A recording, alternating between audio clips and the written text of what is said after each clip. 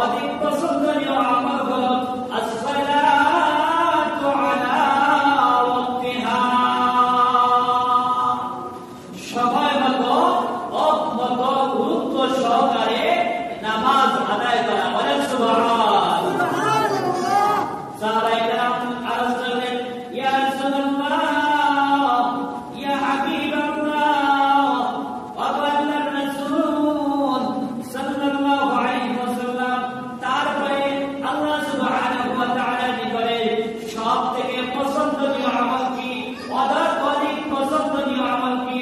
আল্লাহর রাসূল সাল্লাল্লাহু আলাইহি ওয়াসাল্লাম বলেন, বিররুল ওয়ালিদাইন,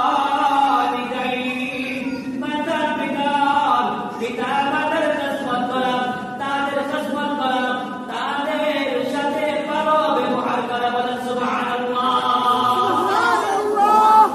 কত পছন্দনীয় আমল হলো আল্লাহ তাআলা নিকটে আসসালাতু আলা ওয়াক্তিহা, আউয়াল ওয়াক্তের সময় মতো গুরুত্ব সহকারে নামাজ আদায় করা, সালাত আদায় করা। রাসূল সাল্লাল্লাহু আলাইহি ওয়াসাল্লামের নিকটে সাহাবায়ে কেরাম বলেন, ইয়া রাসূলুল্লাহ, তারপরে কোনটি সবথেকে পছন্দনীয় আমল? বিররুল ওয়ালিদাইন, পিতা-মাতার সাথে ভালো ব্যবহার করা, তাদের খেদমত করা, তাদের জরুরত পূরণ করা। বলেন সুবহানাল্লাহ। সাহাবায়ে কেরাম আবার আরজ করেন, ইয়া রাসূলুল্লাহ সাল্লাল্লাহু আলাইহি ওয়াসাল্লাম, তারপরে সবথেকে উত্তম আমল কোনটি?